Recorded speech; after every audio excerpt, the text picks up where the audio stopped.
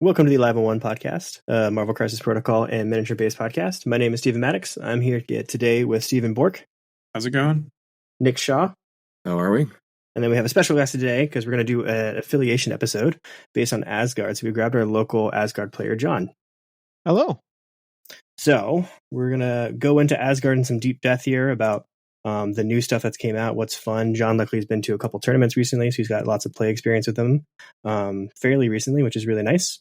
But first of all, we're going to talk about an email that Stephen Bork woke up to this morning. Do you want to tell us about it? Yeah. So in my fever dream, or wet dream, maybe, is where this is going. So we received an email from Australia, and we want to give a shout out, which is really cool in itself. We want to give a shout out to Aaron Thompson for bringing the ballsiest Namor I've ever seen to our attention. So Aaron sent us an email basically showcasing a conversion where, and we may have this on our, so now is a really good time to follow us on social media because we may, with Aaron's permission, we may, and the artist's permission, we may post this online and get bans or taken down, but it's basically Namor. In our last episode, we mentioned, doing some green stuff on Namor to give him a bigger package. And this person took that to the extreme. We'll kind of leave that to your minds. But thank you so much, Aaron, for emailing us. It really made all of our day. And hopefully, that can lead to maybe some sort of communication between our listeners. You can email us at aliveon1@gmail.com with your either funny conversions. We really like the sexually inappropriate ones. So if you want to go out and buy some green stuff.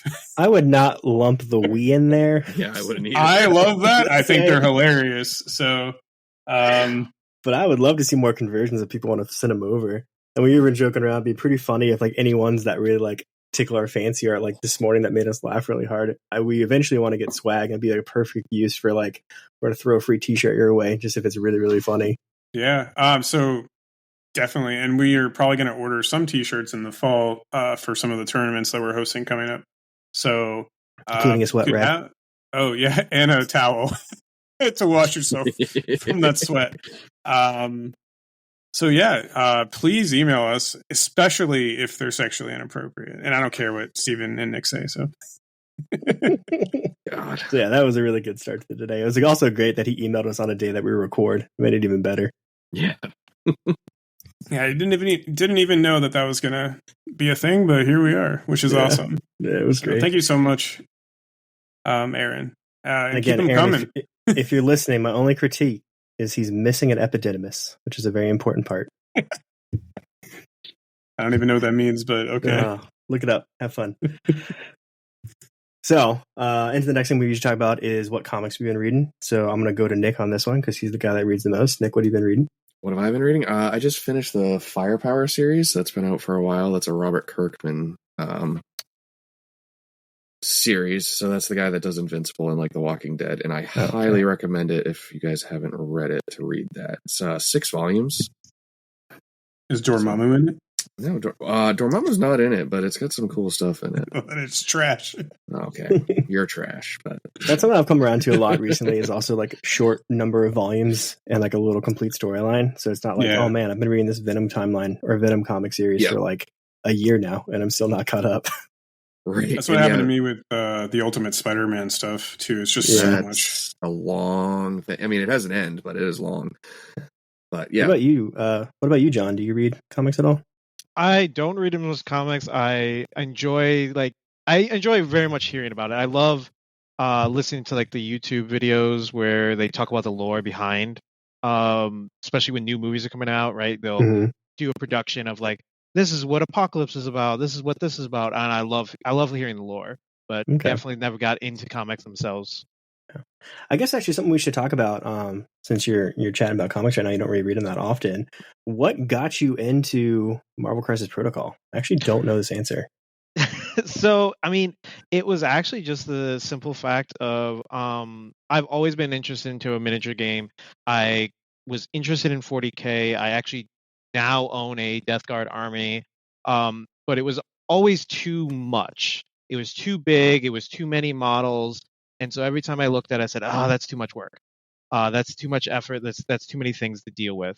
And so when I was coming through, I think just one day I was watching Mini War Gaming, and they did an episode about Marvel Crisis Protocol, and I said, "What's this?"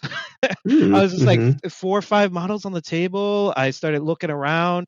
I think within a month or two after that of seeing that, you had the Christmas sale in December for the brand new box. I don't remember when the newest core box came out, but it was just like kind of perfect storm of, hey, I can pick this up. I want to see what this does. You only need 10 models. It's 10 models in there. I can take this and I'll go and I'll find some people to play with. And I think I heard that you guys were playing every Thursday night, and so it just said, okay, let me give this a try. Nice. And I've just gone down the rabbit hole from there. Nice. Well, then I guess we'll segment to that. Do you enjoy the hobby aspect of it at all? So I am absolutely not the person to go after the hobby. I enjoy painting a little bit, but it takes me a very long time. I'm somebody that's it's going to take me 4 hours, and I'm going to feel like I'm not even halfway done with what I've worked on, and I don't feel like confident about it. I've come a long way, but the amount of time and effort that I feel that I have to put in to feel happy about my models is definitely something that I've come to realize about myself. Yeah, I don't mind. I don't mind having a model to play with. I don't mind paint a little bit, but I've talked a little bit about in the group of I've started sending them some models out and just saying, hey, if you want to I'll pay for this to be painted, and find somebody. Like I've been finding people that are really good at it, and I'm willing to spend a little bit of money to help keep me from being buried under unbuilt models. That's fair. That's one of the nice things about this hobby too, is that there's a lot of aspects to it. So you can take joy from the hobby aspect, you can take joy from just the gaming aspect. There's lots of parts of it, which is nice because it all comes together, and you can get people with different interests all together, which is really cool. Absolutely. So then Nick and Steven, have you guys been doing any hobby stuff? I just built Voodoo. Ooh, so you did get him. I did. I grabbed Voodoo today, and I grabbed some Inhumans to muck around with a little bit. Nice. What about you, Steven? Well, I haven't read any comics this week. I've actually been rereading Lord of the Rings too. I just want to mention that because that book is fucking epic. Yeah. But hobby projects, think I'm done with Black Panther. I'm at the point where it's just annoying. You know, so you're not getting much out of it. Yeah, so I think I'm just gonna redo the rim around his base. I always repaint it black around my models, around the base in case there's any mess, and then I'm just gonna seal them and call it. So yeah, cool. I'm working on my Namor. I fixed his sad little erectile dysfunction trident, and I'm actually finished pinning him up and pinning his base. Are you going to convert him? No, I'm not going to convert him. So that's for sure. Man, that was something. I am tired of painting skin and highlighting skin. It gets very old after a while. So we're doing Luke Cage next, is my guess. No. But I'm also I've been trying to work on terrain again for upcoming tournaments, so we have more terrain. And I got the cosmic terrain set, and I sprayed it red, and I kind of want to highlight it with some blues or weird colors just because it's space terrain, just to be different and not follow the standard, I'm going to highlight red like I always highlight. I kind of want to have this weird red blue mixed together a little bit, so we'll see how that turns out. But I always like that with terrain because you get to just do whatever you want because it's terrain. No one really cares. And so you get to play with stuff.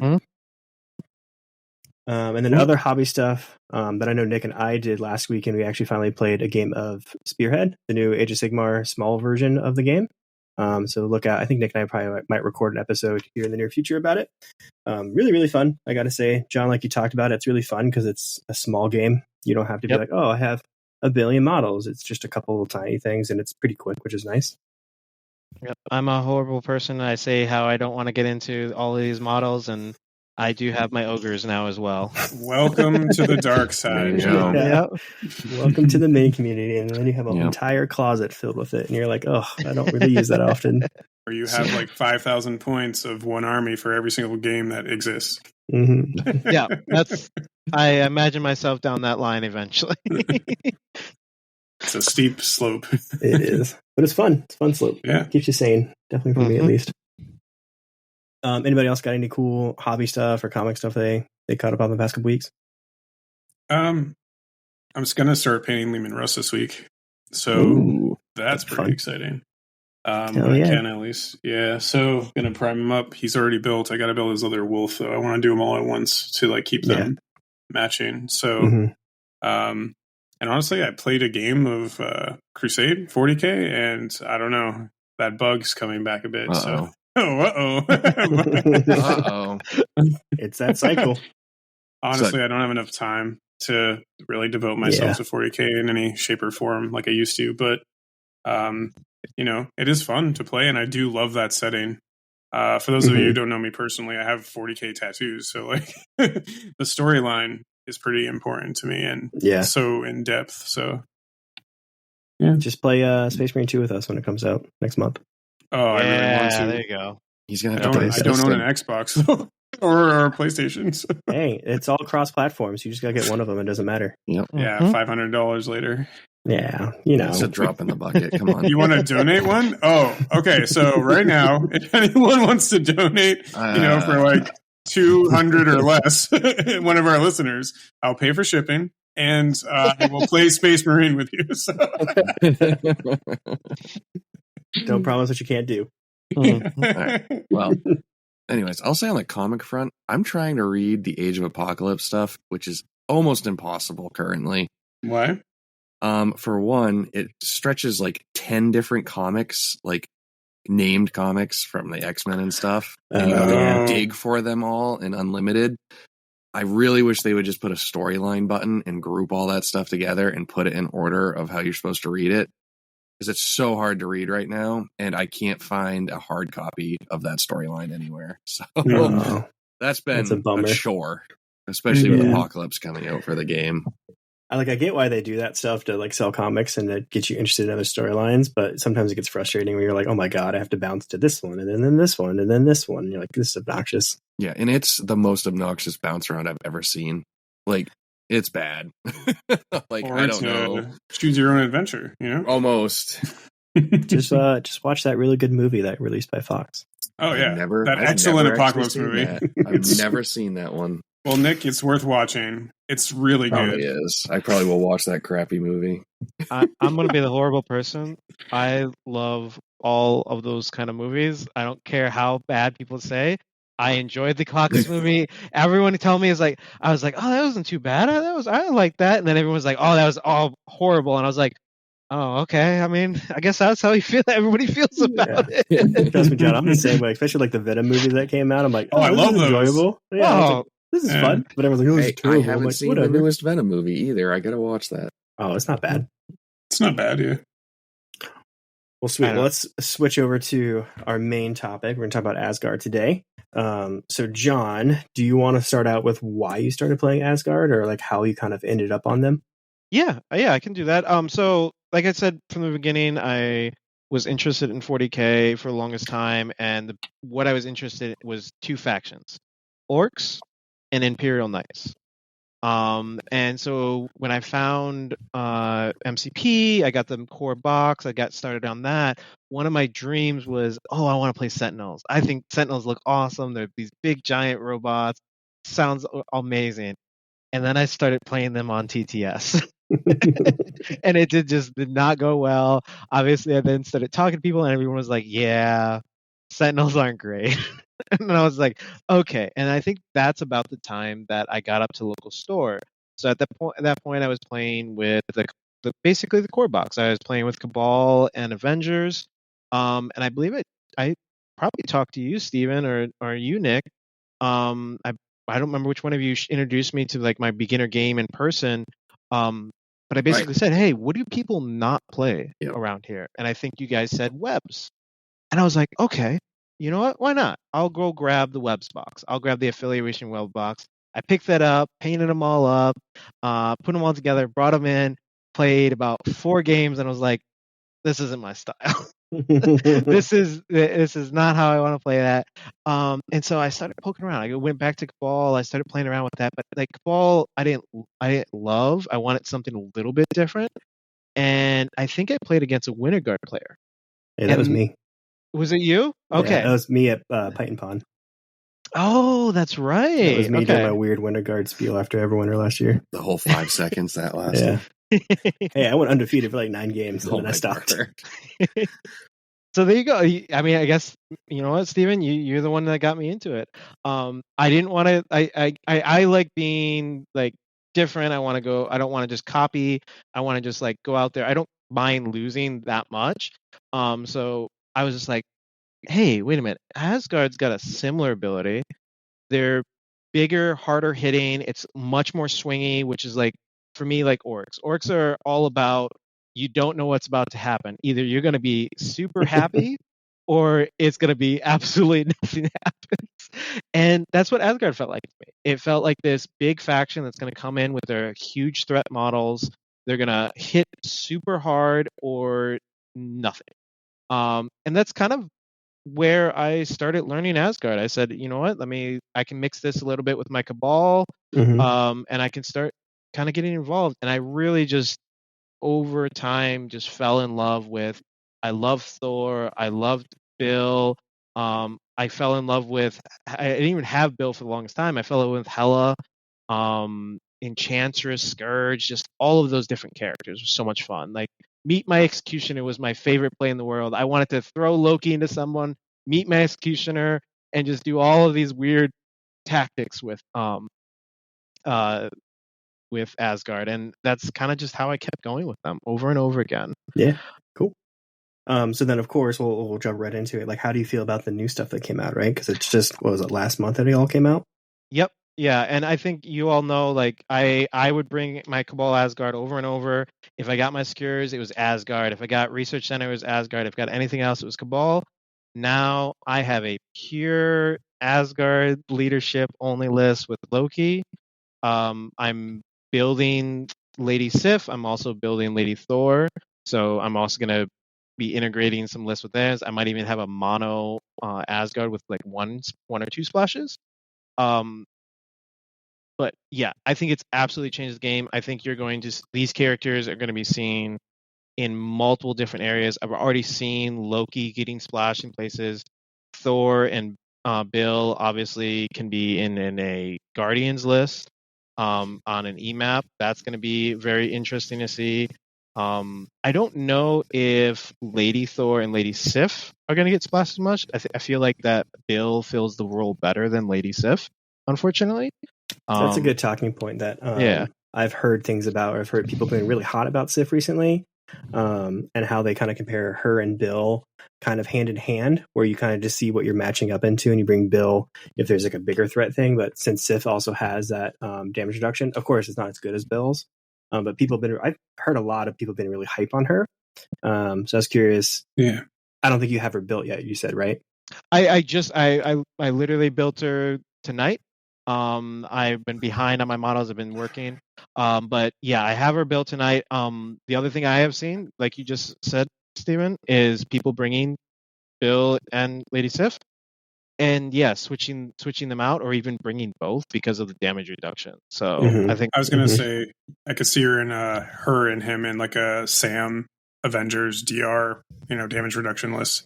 Oh, yeah, That that's would a be fun fun. idea. yeah, there you go. Yep. I think Sif's card's a good example, just when you're looking at those new cards coming out, being like, sometimes stuff doesn't always read like how it's going to play, right? So like her and Shocker, I think, are two good examples. You look at her card and you're like, I'm not like super blown away by this, right? Like it's all stuff we've seen before, but I feel like when you put her on the table, you're like, all right, she does some stuff, right? Like she does what she does well. She doesn't do a whole lot. I mean, I guess she can push, but she doesn't have the throw like Bill.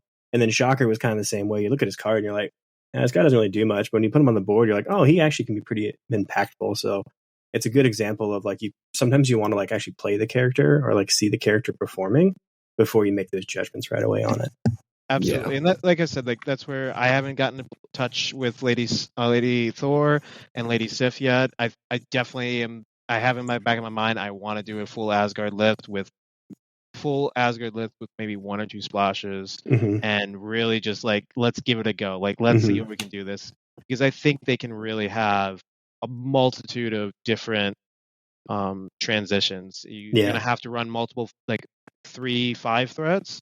to be able to switch. But it's definitely something I could see myself doing.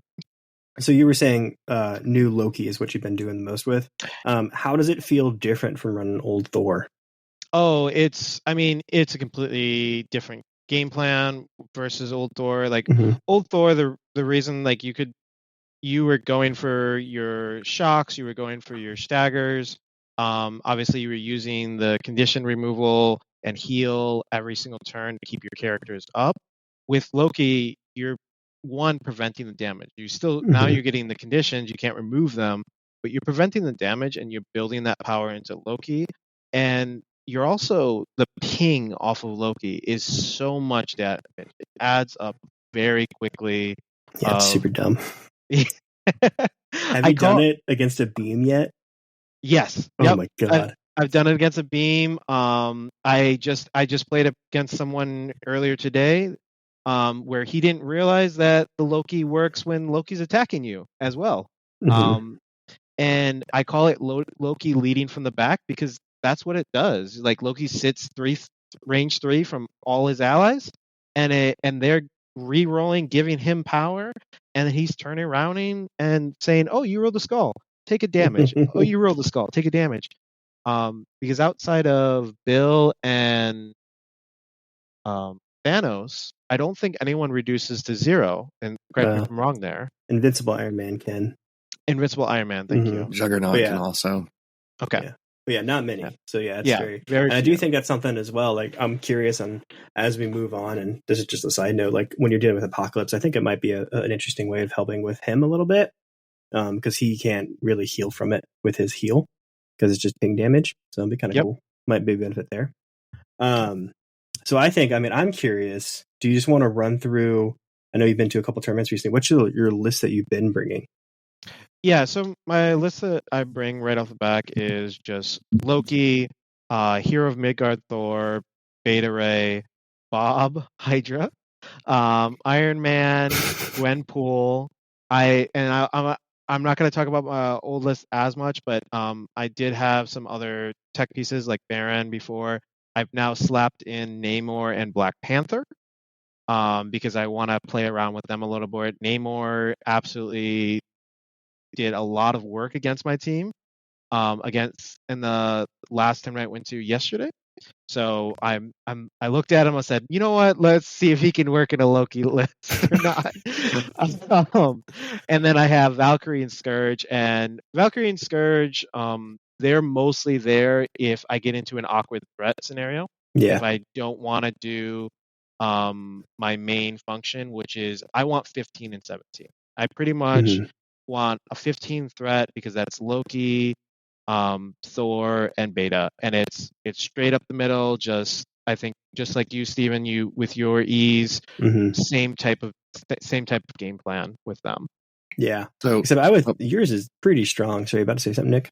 Yeah, I was just going to say. So you mentioned you were thinking about adding Black Panther. I assume you're talking about Chosen of Bast. Yes, excuse me, Bast. Yeah. Black Panther. Yes. Yeah. And the I guess the game plan around all that between Bob, Iron Man, Gwenpool, is Trickster's Boom. So if anyone doesn't know, Loki has a in affiliation tactics card where he can pay 4 power during a non-Asgard's activation. So on, say, Iron Man's activation, Loki pays 4 power. That character, Iron Man, gets 5 power, and I choose an enemy character, and I say, I'm going to daze or KO that character with my character before end of round. And if I do that, I get a VP. If I don't do it, my opponent gets an VP. I didn't realize it had to be a non-Asgard character. That makes that Bob choice. I understand that now. So you're doing that so you can fire that giant rocket off to try to daze somebody, right? Yes, and that's actually also why I'm using Iron Man, Gwenpool, and Bob, as well as Namor, actually, because they all do splash damage. So I can choose a target that's got 1 or 2 health left, and I'm going to be like, I'm going to hit the enemy within 2 of you. Oh, guess what? That character's gone now. And so, the general idea is Asgard can fall behind pretty consistently in VPs.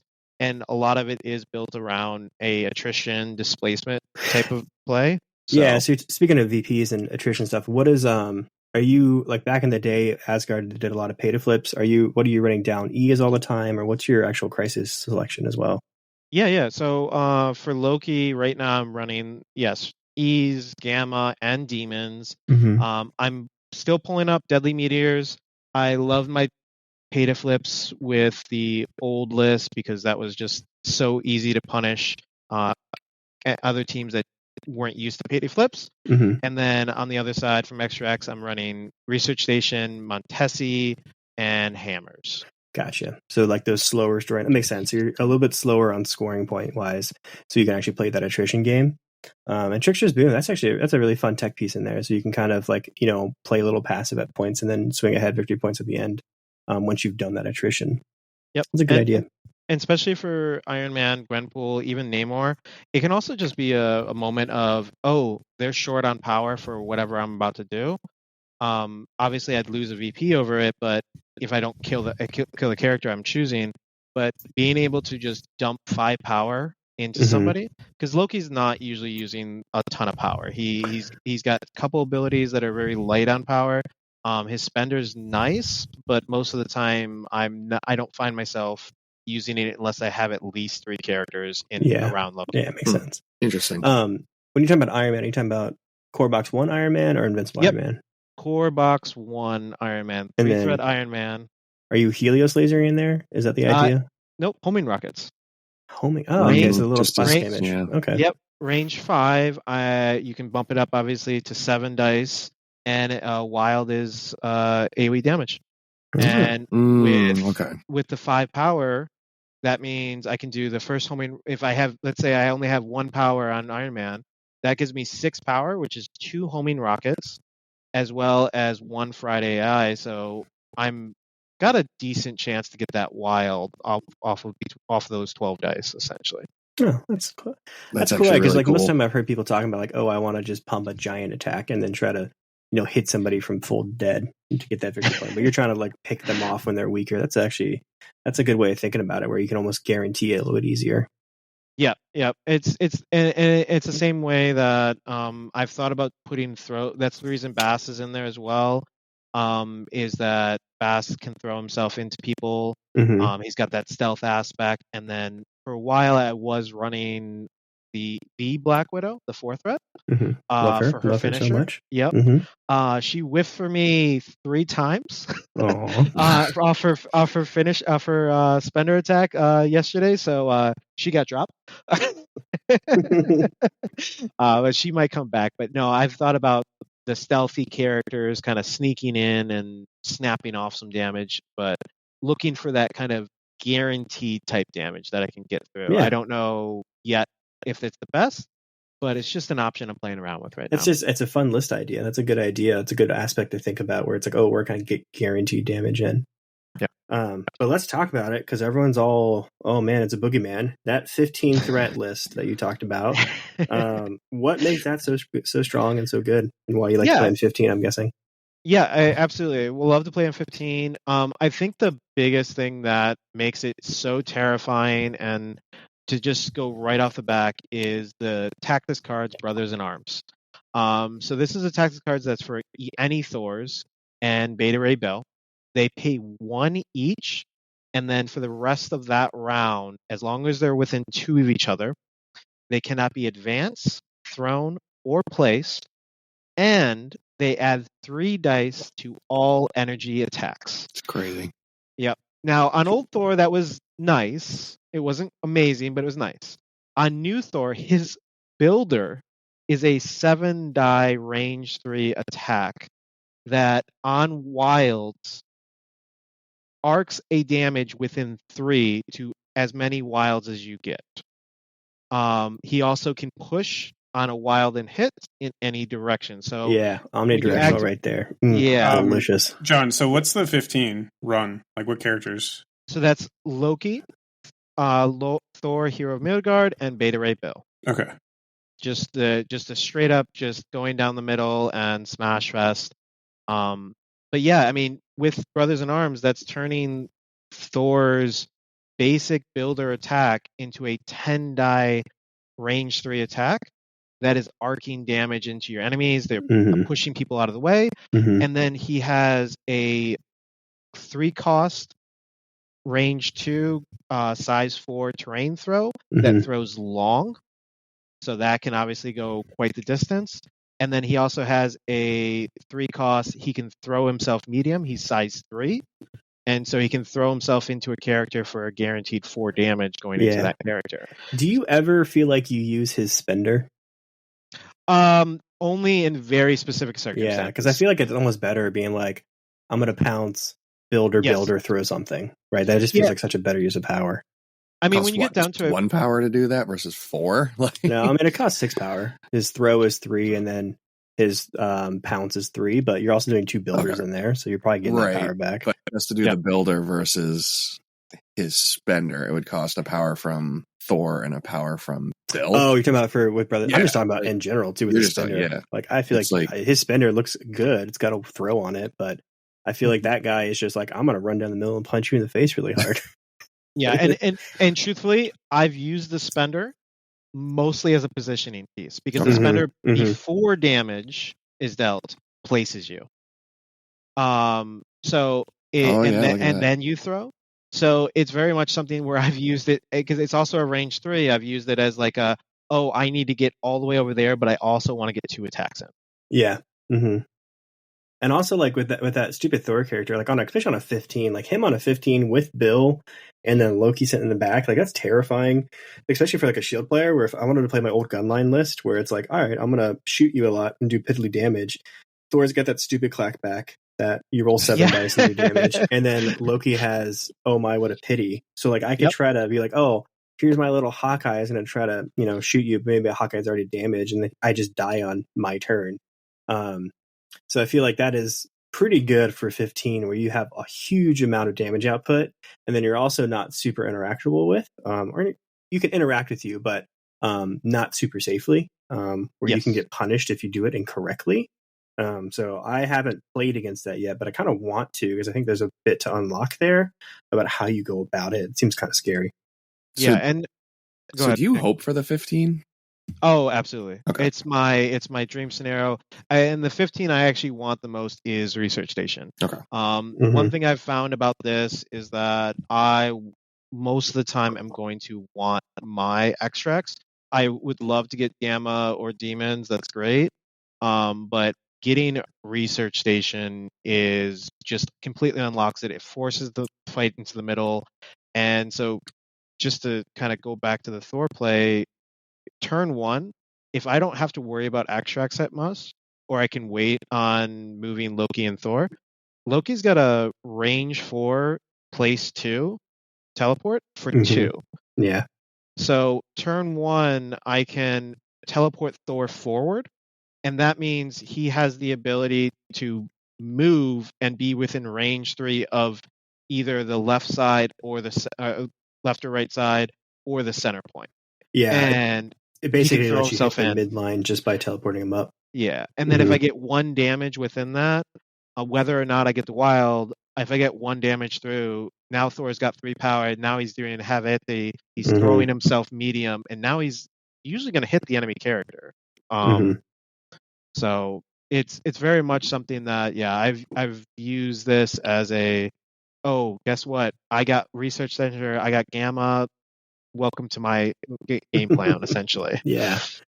So that's what you're hoping for. You want to go into that. What do you not want to go into, or like what threat level, or what even just faction wise you don't want to go into? Webs is obviously always scary. Namor recently I've dealt with both on hammers, and it's actually made me consider whether or not I want to have a multiple pickup extract. Because the ability for the Namors, the webs, to just knock those off, make those points useless for me, kind of really, I want to be in the middle of the fight, which puts them in a good position to kind of take those extracts away from me. So I very much considered of switching out hammers for something else that would be a 1 drop, even putting in something like Senators. So I would say do it because you obviously have characters that are already hitting really hard. So why do you need the extra damage dice, right? Yeah, Like, I absolutely. agree. Yep. Yeah. And like you don't want to pick up a hammer on like Bill or Thor, and then Brother in Arms is more expensive, or you Right. pick up a hammer and then I don't know who does Trickster's Boon, does Loki pays for it, right? Loki pays for it, but Loki's actually with the hammers is actually where I would love to have the hammers the most. Mm-hmm. Because that's the one time I'm okay with using Clever Ploy, because Gotcha. it's AoE Mhm. AoE 3 with a hammer that's six attack. Gotcha. Mhm. And then obviously 2 hammers at 7 AoE 3, and so that can hit pretty hard, especially when I'm counting your skulls on Yeah. that. I'd be curious on. I mean, I feel like cubes could be a good option there because you have Bill, of course. He's like the best cubes player in the world because he can Mhm. damage mitigate it. But I guess if you're not always bringing Bill, it's a little challenging. But yeah, I agree with you. That last extract seems a little funky. Mhm. Yeah. Yeah, because I feel like you're also giving your opponent ammo to do more damage to you, which you don't need to do. Exactly. Yeah, exactly. And cubes is actually one of the ones I've considered. Alien ship as well. Even though I am going to be a little bit heavier on power, I'm kind of okay exploding. I'm going to be in the middle of this. I'm going to explode and do damage to myself, but usually I have more health than them. Right. So I'm okay with kind of taking that damage. Yeah. So But yeah, that last slots I'm still kind of working my it out. question about swapping in cubes: do you feel like you would need the extra power, or do you feel like they're pretty efficient with the power they have? So Thor is very efficient. Loki is very efficient. Bill has always been that character Right. that he's using it for himself to block that damage. So, but yeah, I don't think they need the power. Mhm. Absolutely. Scrolls might be beneficial there. I always like scrolls when they try to come pick it up and then you get to push them towards you. Mhm. Especially they want you want somebody to try to grab a midline objective for your Thor so he could just run and punch them really easily. And so that would open that up really easily for you. It's kind of slower scoring at 4 points. So that might be beneficial. But then I think with you might also want to look into like, do I want to keep these threat level low? Right? Because I feel like you are probably beneficial. You're very efficient at lower threats. Like I would feel a lot better going into you if I was rolling 20 or 19 with shield, just because I have all my tools unlocked. So that's something to consider, but I'm not sure. Sometimes it goes the other way too, where it's like, oh, I have more options available to myself as well. Yeah, and I personally, so originally when I started off, I did just do 17 with Alien. And then I couldn't, obviously I don't like cubes is one that I'm careful about because it goes back to that you can pick them up on multiple characters. It's something that people can knock off you, and I'm just not sure if it's worth the value. But it is something where I very much prefer to be on that lower threat level if I can be. I don't know about you guys, but I'm excited for new Crises coming out just because I like I like when this comes into play. We're like, oh, do I want this? Do I want that? And having more there just seems like it's really fun. John, what would you just shake hands with if you saw on the table? I mean that as a joke, but also seriously. No, like what do you really, really not want to see? I know you said webs, but there must be certain situations, even beyond affiliations, where you're like, fuck. Let me the funny part is like I get onto a table even against webs, I kind of go, oh, all right, here we go. But that's like my mode of that. It's like, okay, let's do this. Let's go for this. I think usually it's rarely even something where I absolutely don't want to deal with a faction. Right, like situations. I mean, too. Yeah, I think really when it comes down to it, I'm terrified of X-Men, but that's because of one person. Yeah. But no, I mean, I very much can sit down at any table. I'm looking forward to it. I'm all about spiking the dice. I am totally fine when I spike 0. I should have taken a picture of it from yesterday when I was against the Sentinels player that won the tournament yesterday, by the way. Yeah, it's pretty cool. Yep. And I was so excited to. I told him before a game, I was like, I want you to win this. That was before the start of the game. I was like, I want you to win because you're playing Sentinel straight up. And he rolled 4 defense dice and got all skulls. I rolled 7 dice with Thor's attack and rolled 4 blanks, 2 skulls, and a shield. That's after rerolls, by the way. Oh man. So did you? Oh my, what a pity! At least for 1 damage. I did 1 pity. Yeah, I did. Oh my, what a pity for 1 damage. But it was very much this like A pity for okay, yeah. you. So we paused the game right there and called over the cameraman that was taking. I was like, no, you need to go grab a picture of this. Yeah, that's good. That's good. That's why this game's no- fun though, is stuff like that sometimes. So you would say it's Yeah, not so much absolutely. like you don't really go into a certain matchup like, oh, this is terrible, and that's probably a really good mindset to have, but maybe more so the person you're going into. Yeah, it's definitely the person's. I think I've said it all the time. Andy, obviously, our X-Men fanatic. I say every time I come out of that game of like, he's taught me something. Yeah. I learned something. He's the boogeyman of Maine. Yeah, that's for sure. Yep. But I love going against. I mean, Maddox, you're another one where I go against you, and there's that technical piece. I think you're the one who obviously showed me Guardian, and other pieces like that, and then how you position yourself and how you kind of set up those turns of jumping on top of the enemies. Is all the stuff I love seeing, because that's like, oh, I never thought about that. I didn't think about that. Now I like take that in, and I'm excited to like try to remember that next time I run into a situation like that. Yeah, that's probably fun. That's how you learn too. Like I'm the same way. It's sometimes like, oh man, I don't want to play against Bad Alex, but that's how you learn, right? And again, it's also you got to remind yourself, like that's why we play this game, is to not just win every single time, because it's kind of boring. So it's nice to have those challenges. Cool. Yeah, absolutely. Another. You had talked in the beginning about how you do have a fair amount of splashes in here. Like I was honestly surprised. That was more than I was expecting. But then you kind of talked out the idea with Trickster's Boon. I'm like, oh, that makes a lot of sense. Any other splashes that you think would fit well with Asgard, or just ones you've been considering? Right now, so this Asgard lift with Loki is built a lot around that Trickster's Boon, a lot about the attrition side. I think that Lady Thor actually, in my feelings, unlocks a different aspects where you could go a lot stealthier. You'd go a very much wider list that's taking advantage of the fact that you have to kind of close that distance to be within 2 to get rid of that reroll. But yeah, this is built very heavily as attrition. So if you have a good attrition model, then it very much fits with Loki, because one, when you're hitting, you're getting that reroll, which is always nice.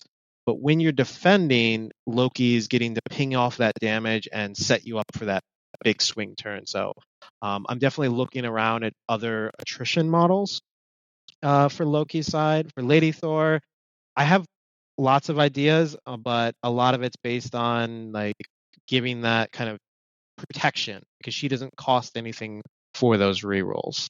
Gotcha. Whereas Loki, you're paying for it. Isn't it exciting though? Because Shield got this recently too, where it's like you feel like you have options at least now for leadership. Oh, you're like, absolutely. oh man, I can make so many choices, and I think that's just a really healthy aspect of this game for your affiliation to have that. Yeah, well, I'm on the subject so of excited about that. splashes. So I've been kind of tinkering with Asgard, building lists and stuff, and one of the first characters I thought of splashing was Lockjaw. Yep, I think we talked about this. Yeah, we might have talked about it a little bit off camera or at a local night at some point. Do you think he would fit better with Jane, so Lady Thor, versus Loki? Or do you think he would have place in both? Or do you think he's not worth it? Like, I obviously thought of him for being able to teleport a character up midline, because you have these big hitters, and all of a sudden a character sitting there, or possibly 2 characters with and I his think teleport. what I said with that would be that, you're doing it on obviously like an 18 plus threat level. And I think he'd fit better with Lady Thor. Just because he can hold that back point. He's going to be he's that much more tankier. With Loki, you already have the teleport available from Loki. Loki's got long movement, so he can get around and like set up people as needed. I'm trying to I can imagine Lockjaw being a possibility, but I would probably be changing how I'm playing the Loki list right now. So definitely fits better with Jane, in your opinion. Okay. Yeah, in my opinion, right off the back, like Jane fits really nice with that, because you're not using Lockjaw to pump up. You're not tacking with Lockjaw. You'd only be using it for defensive, so it's only when they target that Loki would be gaining anything from that you'd be utilizing that leadership. and then after that teleport, Lockjaw is kind of just on that back point. Mhm. And that's where a Bob or even Loki himself, I feel more comfortable having on that back point to move around or reposition as needed. Mhm. Okay. Yeah, and then he has a range 4 place, so he picks somebody Correct. that's 4 away, whereas Lockjaw's only 3. Yeah, I can see that. Yeah, Loki's got the range 4 place. He's also because he can off his basic builder can on a crit wild off of 6 dice. So not the highest percentage, but he advances the target short. Mhm. And then obviously he can teleport someone forward. He's got that long move, so he can reposition a person that's thought they were safe, and then bring forward either Thor or Beta to just slam into them the following turn. Oh, cool. Steven or Nick, do you guys have any other questions? Because I feel like we should jump into a tier list. I don't think so. I was just curious. I thought we should talk about Lockjaw a little bit because I thought good it was question. an interesting way of just getting a Thor piece up the board that doesn't have to move and just double hit somebody. If anything, one of the things I've thought about is Wong, to give Thor that third power to one. Because 4 damage, throwing himself forward, 4 damage right off the back is a lot of a lot of power and a lot of front loaded damage. On a lot of characters can't handle that, especially since Asgard. I guess one other thing about Asgard, by going those thin lists, we get priority basically constantly. Mm-hmm. So very rarely do I not have priority. So I always can leave somebody on 1, next turn, pop them off, and now suddenly you don't get 1 or 2 activations. Yeah, that's good. Mm-hmm. What about you, Steven? Or do you want to jump into tier stuff? That John needs to read the Mighty Thor run. That is an excellent run. I love that run. You may not read comics, but that's a good one. So yeah, that's a very good run. Yeah. But yeah, we can jump into tier list. Yeah, no, I mean, I'm gonna. So for when we're talking about the tier list, I think the best way to do this is someone cooking dinner. I'm just kidding. I heard like pots and pans in my head, but here we are. I don't know what you heard. Maybe I'm just hungry. But anyways, so yeah, I guess like start with so like our normal tier list, we're just going to talk about it. We won't have like a video attached to this, but in the S tier, we're looking at characters you kind of always bring. And I guess given the options now that Asgard has, keep that in mind. And then A tiers kind of, you usually take, but maybe not always. And then B's really your kind of tech pieces. And then C is kind of like, well, probably not. And then D and F are, I don't think there's any of those really, as we discussed offline, but D and F are kind of like, why does this model exist? Which Asgard doesn't have too much of. So not too much, but yeah. I mean, I think right off the back with the first one we're going to put in S is Bill. I don't think has anyone's got any disagreements about that. He's basically going to be in every single Asgard list to the end of time unless something else happens. The only disagreement, and it might not have enough, is like, do you bring him every single game? Or does he as long as I can make him fit. Yeah. All right. Fair enough. Because so even when he can't be next to Big Thor, he's got his displacement. He's still Bill. Yeah. He's still Bill. He's still doing such work. There's not many other 4 threats compare. Like it used to be Hela, Thor, Bill was my starter for the old Thor. And Bill gives so much displacement. He has that range throw if he absolutely needs to, but a move with Bill and then a size 4 throw, that can turn the tide of the game. Yeah, it's pretty sexy. So yeah, just to interject, like even if you don't bring Bill every game, Bill is a character that you can bring every game, I would say, and he's going to do something most of the time unless you just get unlucky. So I think Bill has to sit at S, right? Regardless of whether or not he's brought every game, because he's just always useful. Like he does something that's going to be useful. best throw in the game still. Yes. Yeah, absolutely. Cool. Outside of Bill, I will say right now, it's really going to be dependent on your leader. I think that you have Loki, you have Lady Thor. Those are going to be like your two pieces. You're not obviously bringing both, but whichever leadership you're choosing, that's your leader. They're coming. Both are great models. Both do great things. What they can do. Old Thor, on the other hand, I would probably put at this point in comparison, he's going to be more of a tech piece. He's going to be somebody at like a B. He's going to be somebody that you bring in and you're using it because you want to counteract it. I think we talked about off camera of Apocalypse coming. Mm-hmm. That could be that depending on how the meta swings. Old Thor might come back in. Yeah. Based on that, or he might be a tech piece you play so that you can swap Asgard to removing conditions. And that's nice to have, right? It's nice to have that option available to you. Yep. Where would you put the new Thor? So new Thor, I think, is A, only because of the fact that he is a 6 threat. So sometimes it is hard to fit him in. For me, he's S. For me personally. Because I love my brothers in arms. I love those big, just like I'm going all in. But I very much could hear the argument of saying that, hey, he's almost always, but you might need to have 3 threats. You might need to go wider on your list. Yeah, something to say about the new Thor. When he first dropped, most of us, at least on this podcast, were like, he is not good. And a lot of that, I think, stemmed to the fact that he wasn't immune to stun. Do you think that's hindered him a ton? So I actually, I was one of the ones that I think we were talking actually, about. You might have been. I was very upset at the lack of immunity to stun because I felt like that was a core part of the old Thor that made him very viable and useful. I've gotten to play with him. I've gotten to play with him on Fisk a couple of times. It is something that's scary to get stunned with him, but at the same time, the other part of it, I think we talked a lot about that he could be power starved. I don't feel that. I don't feel the power starve. So if he doesn't get stunned, you're feeling great. Well, John, I challenge you offline to I just want to run through the scenario where Apocalypse against your 15. Against my 15? Yeah. This current 15? Yeah. I just want to see how it goes. Yeah. Oh yeah, I always go. I'll give it a try.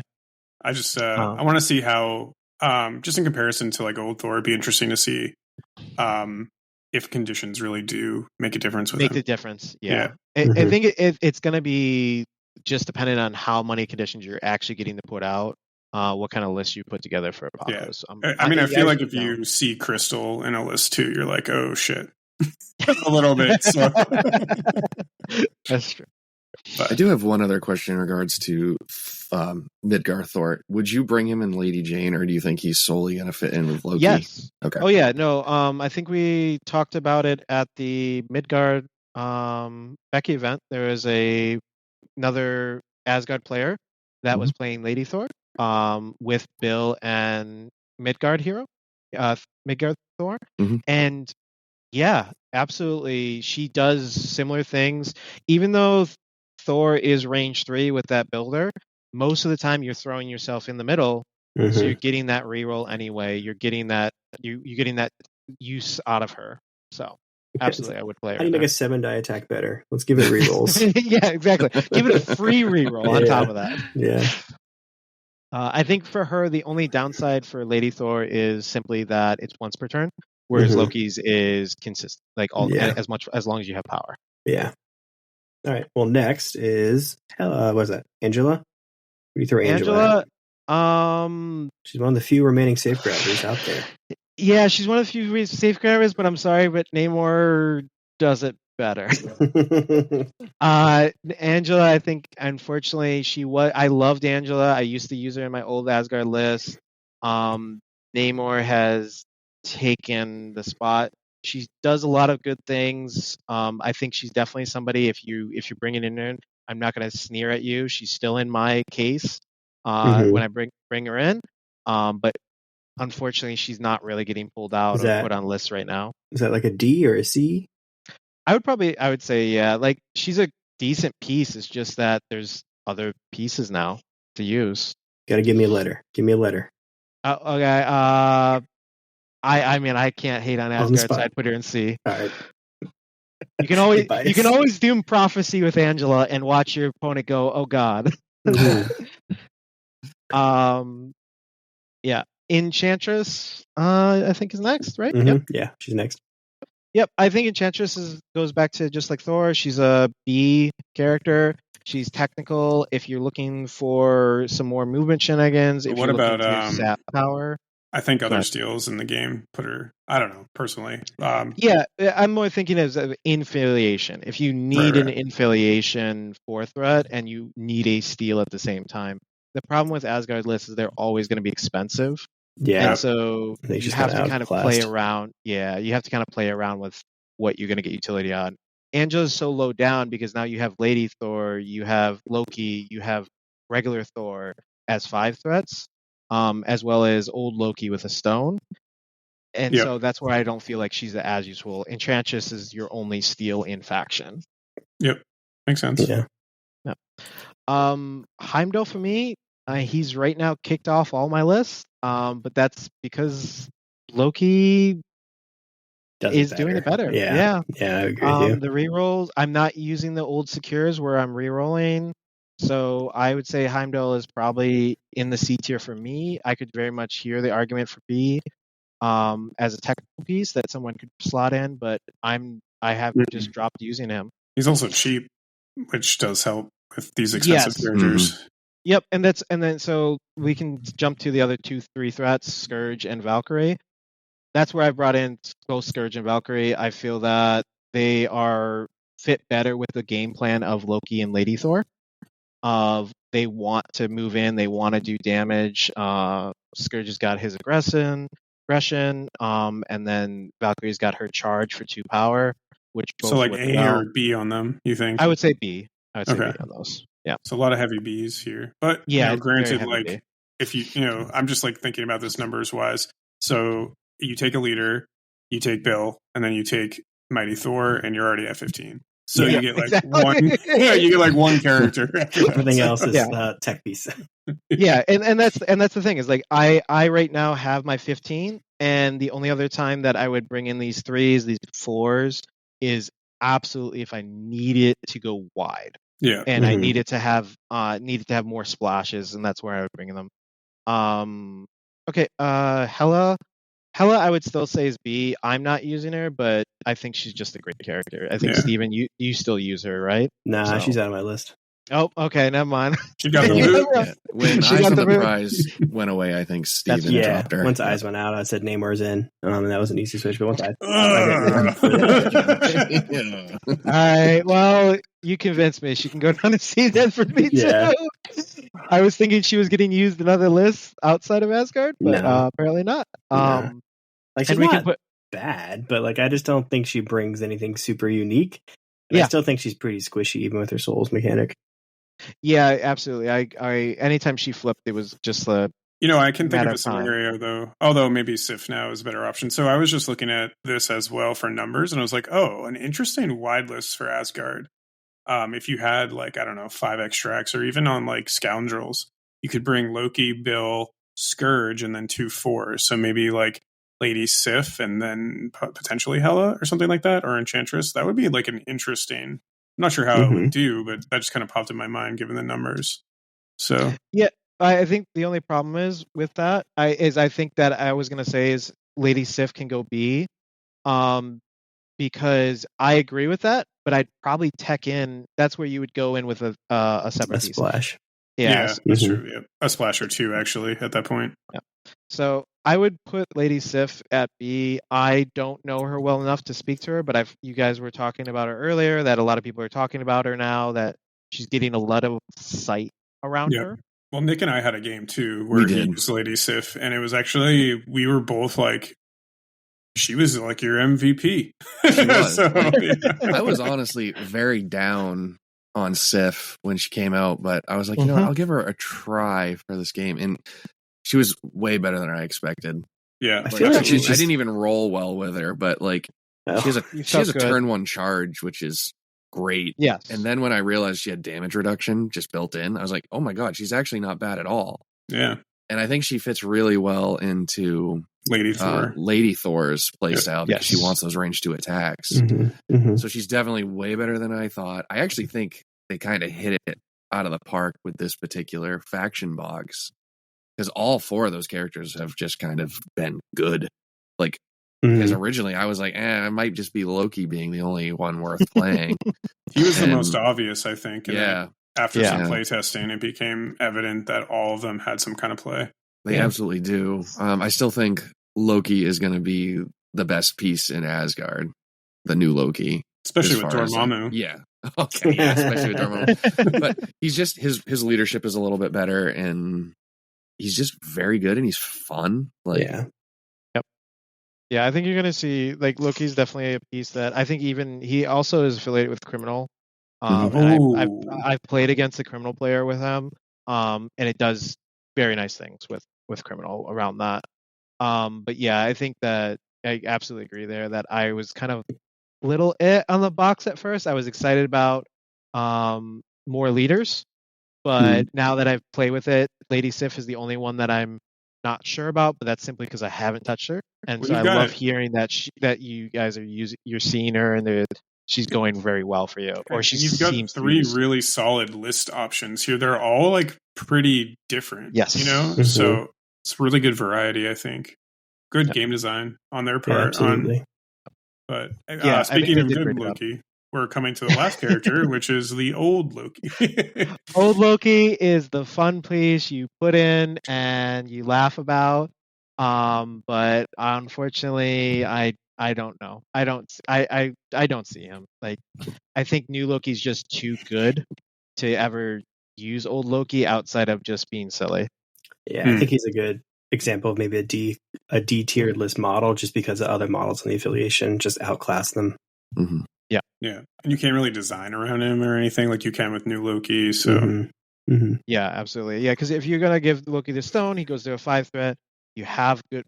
I mean, to my personal opinion, better 5 threats to utilize. And if you don't give him the stone, he's a 4 threat. There's just better 4 threats that fit for the affiliation a little bit better. Like Bill. But you're right. Like, you shouldn't feel bad if you ever wanted to play him just to be fun. Like, he still works, but you know, we're tiering from other things in this affiliation, so it makes sense. Yep. Yeah. Well, there you go.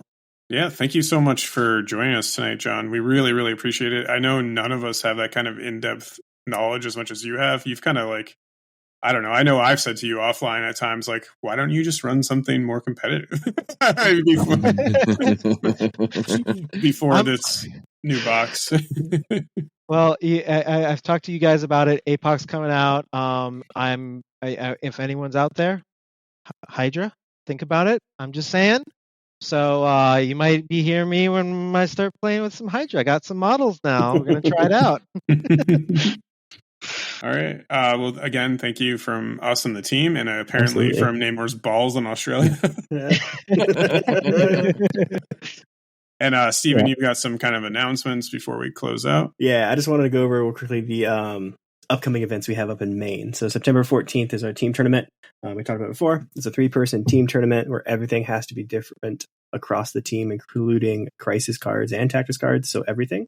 And then for that, we're stealing the idea from the other New England stores like Midgard, and I believe Will down in New Jersey does it as well with a Mjolnir hammer, where I got the stupid Zombicide Galactus giant model thing that for everyone who wins. So the first one will be the first 3 people that win the team tournament. I'm going to start having people sign it. So everyone gets to sign it, and it'll stay at the store or my house, one of the two, and it'll come to every event. And so people will sign it, and you can sign wherever you want on him. So like Steven already claimed one spot. But yeah, he only gets it if he wins. That's what I'm saying.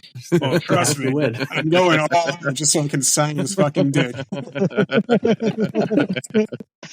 And then we have a big, finally, it's available to sign up now. I'm going to be posting a event page tomorrow, probably, or excuse me, I guess probably already out when this podcast goes live, for something called the Standoff. The Standoff is our local main large event. It's always been a really big 40K event. Last year it was his first 2-day event. I think it was like 100 players or so.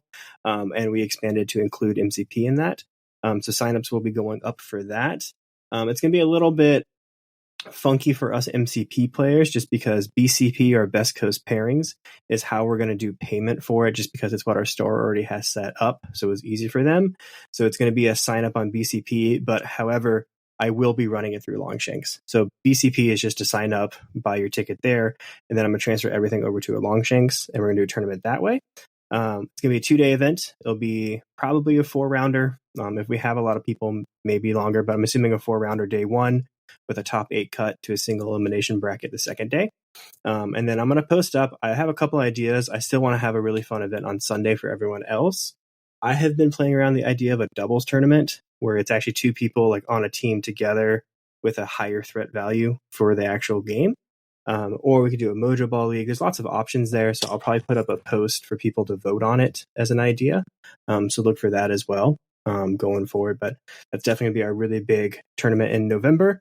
It's going to have a room block. It's at the Doubletree in South Portland. So there'll be more information coming up soon on that. And sign up is live, correct, Stephen? Now? Yeah, sign up will be all live good by the time this post. Yep. Cool. Nice. And so in terms of podcast stuff, at least personally, I just want to say thank you so much for listening. To be honest, when we kind of started this podcast, we didn't expect so much traffic. So we really, really, really appreciate it. And the fact that, people are listening and interacting with us it makes it all worth it, to be honest. And so we really appreciate everyone who listens, everyone who gives their feedback, and just, know in the future to expect more. And we're very keen on building communities. So we want to do that here as well. I don't know if this is a good time or not. We did make a preliminary Discord. We haven't released it to the public, but maybe we'll do that soon. So right now it's just the 3 of us sending GIFs. So, but in what the hell is a GIF? Yeah, what is a GIF? That's what I call it. It's a GIF, sir. Oh, you Mainers. I'm from New Hampshire, so I'm allowed to say that. But it's GIF in Detroit. I don't know what you're talking about. Yeah, exactly. So in terms of schedule, we actually have a pretty cram-packed September. So coming soon, I think our next faction dive is going to be on Web Warriors with Matt Alex. Him and I will probably be, all of us will be picking his brain, but we'll definitely be talking about his current web list, things that are going on, how we got into it and stuff like that, our normal deep faction dives. So we'll be doing that. Just real quick, as like a little future thing, when I played him last time, he brought that new Silver Sable card for Sable International, and when you kill somebody, you get a victory point. Oh, awesome. Just because I was running grunts, and so he sniped my grunts to get a victory point. Awesome. And so that's why Matt's a great player, is he catches that weird stuff. And I was like, oh, dude, that's really smart. So look forward to it. I have to say, he's a really, really good player. Yeah, it's going to be a great, great episode. And I'm going to need to get a bunch of reps in too on webs. I've been using webs a lot on TTS this past week or two. But anyways, so he'll be on. He is top 5 right now too, so he'll have some definitely in webs. He'll have some great perspective on that. Not that those numbers mean much. It does mean that he's pretty consistent with them though. So that's coming out for our next faction. Nick and Steven are kind of planning on potentially doing an intro to Spearhead AOS, Age of Sigmar, and expanding kind of that realm and looking into that game. And then after that, honestly, there's so many releases in September, so we're going to end up.